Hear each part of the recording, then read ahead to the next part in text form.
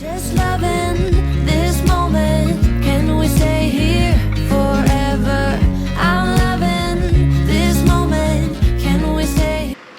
Good morning, beautiful people. Ayan, mga besh. Hindi ako nakapag-intro kanina kasi sobrang busy, nagpe-prepare kami. Alis muna kami, dali namin ang mga kids sa out of town. Sa outside of, dali namin sila sa Gojekit para makapag-swimming sila at makapag-relax, fresh air. Doon lang kami bilog buong araw. Tapos balik din kami pagkahapon. Si Papa, ayaw sumama. Hindi niya sasama. Isang himala pag sumama si Papa, no?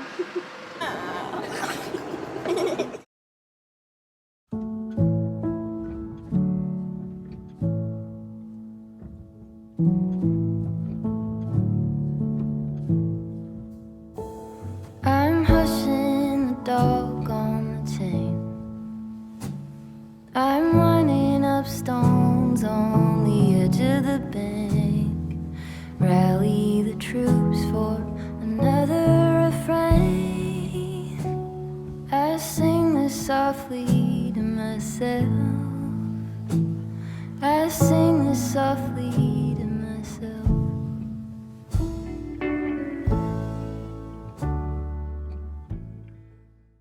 Guys, we're here. We're in Gojekit. Ang daming renovation na ginagawa. Water park. Ay, they have trampoline already, oh. Yes. Parking area. Ayun, walang masyadong tao sa mga bata. So, mag-aano sila. Dali-dali doon sa tricycle. I want to swim right now. There's many kids here. I can make friends. Yes, let's go now. Let's go. Let's go. You will swim? Swimming. Just go. Swim. Just go swimming. Just go swimming. now.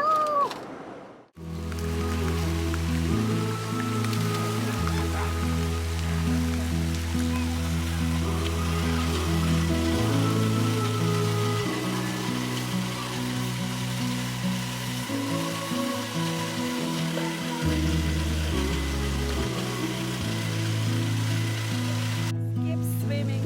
Just keep swimming. Just keep swimming.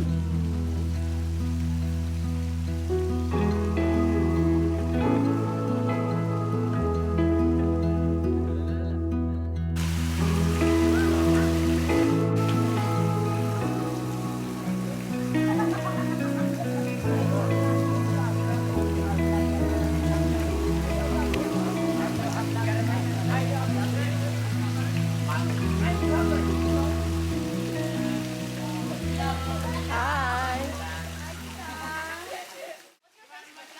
Amerikanang hilaw. Amerikanang hilaw. Amerikanang hilaw. Hi, ano ka mo? Welcome to my vlog. Guys, nag-break muna kami for lunch.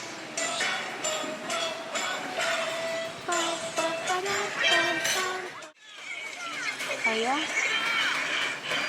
Red pan?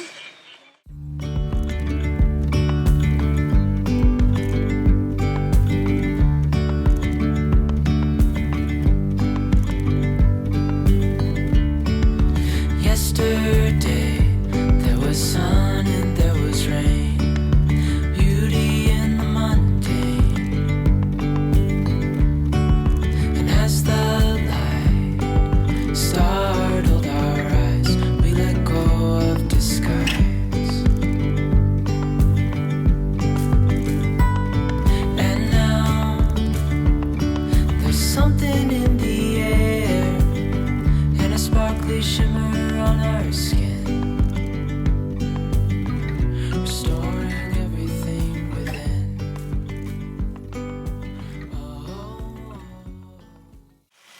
Guys, kasi by the way, today is Saturday. So si Alp, from work, dumiretso kami dito. So nag-drive siya, diba? So walang tulog itong budang din na ito. Wala siyang tulog. So ngayon talaga yung battery niya, bibagsak na. Right? We don't have any more. No more battery. Dead. Against the light siya. Hindi niya talaga kaya. Talaga nakaka-ano na siya. Pag narinig niyo ako, diba?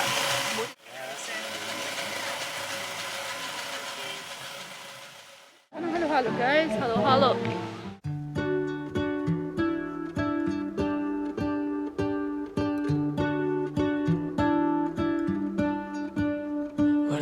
world had more of your smile?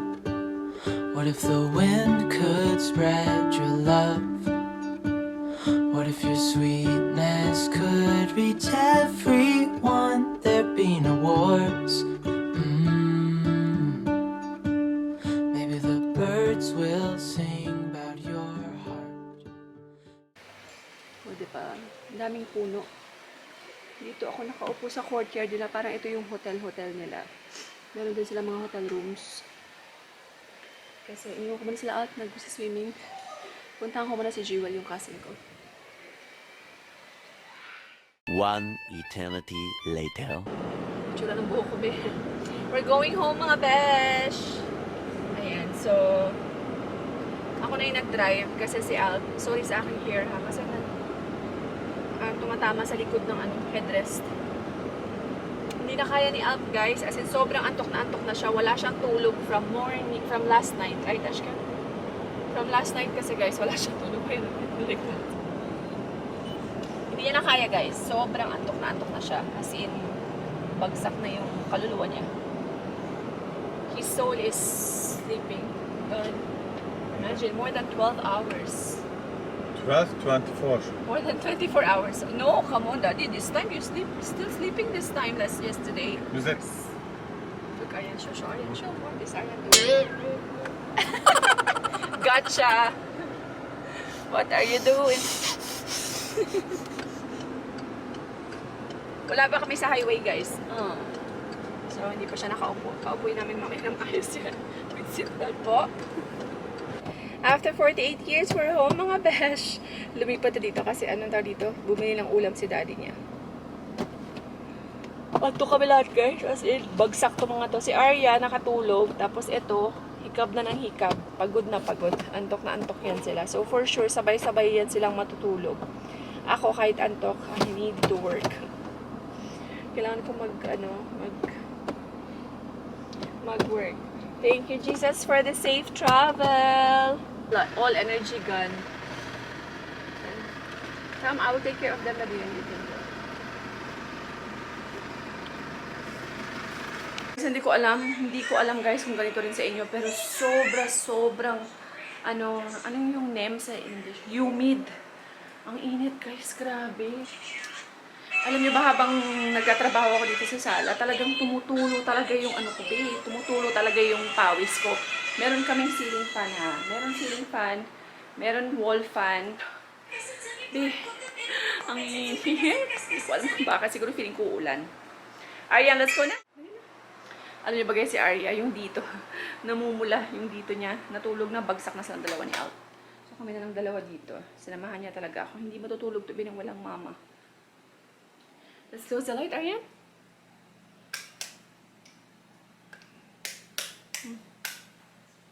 Dito sa bahay, guys, ang aircon lang namin dito is isang kwarto lang meron. Kaya, ayan. Bigyan. Toto.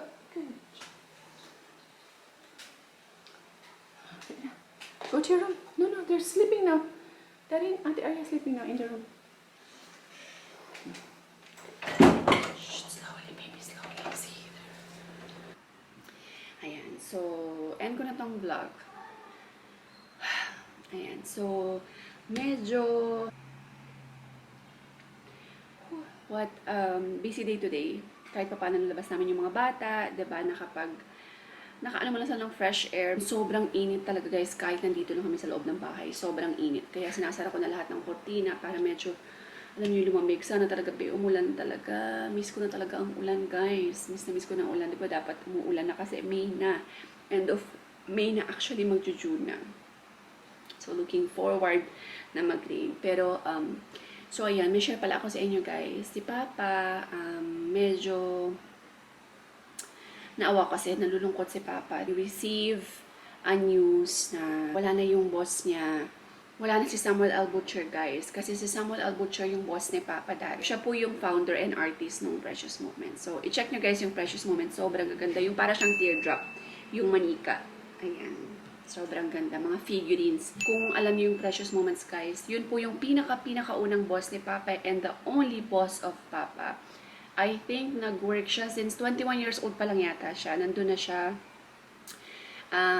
nag-work na siya kay Samuel L. Butcher. And yung naalala ko, si Samuel L. Butcher din yung nagbigay sa kanya ng mansion. Kung naalala nyo, meron akong vlog about dun sa mansion ni Papa sa Villa, dito sa Iloilo. Meron siyang mansion dito. Ayan, believe it or not. Di bali, gift sa kanya yon, sa kanila, ng wife niya dati, ni Sir Sam. Sir Sam kasi yung tawag namin. Gift, regalo sa kanya yon nung kasal nila. Doon din sila kinasal actually, nung ex-wife ni Papa. Doon siya kinasal. So, unfortunately, hindi na sa kanya yung name now. Hindi na kay Papa nakapangalan yung property na yon. So, anyway, hindi yun yung issue ko. Yung issue kasi is, ayan, si Papa, medyo malungkot kasi nga yan. Wala na si Sam Butcher. Last 2 days ago lang siya. Matanda na rin kasi si Sir Sam. So yan, syempre nalulungkot si Papa. Kasi diba parang tatay niya na rin yun, guys. Ilang taon siyang nag-work. Ilang taon niyang kasama si Samuel Butcher. So, kaya ayan, medyo malungkot si Papa this past few days.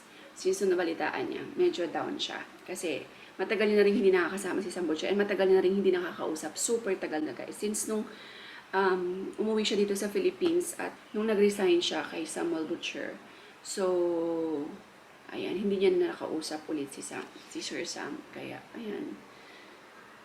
I'm sure, alam ko, nalulungkot yan si Papa. Hindi niya lang medyo pinapakita sa amin. Pero, affected yan siya. Sobrang affected yan si Papa. Kasi nga, sabi ko, di ba, parang tatay niya na rin yan si Sam Butcher. So, anyway, life is too short talaga. Nakakalungkot, diba? So, ayan. Anyway, end ko na tong vlog. God bless everyone. Stay positive all the time. And, ayan. We will see you in the next vlog. Bye!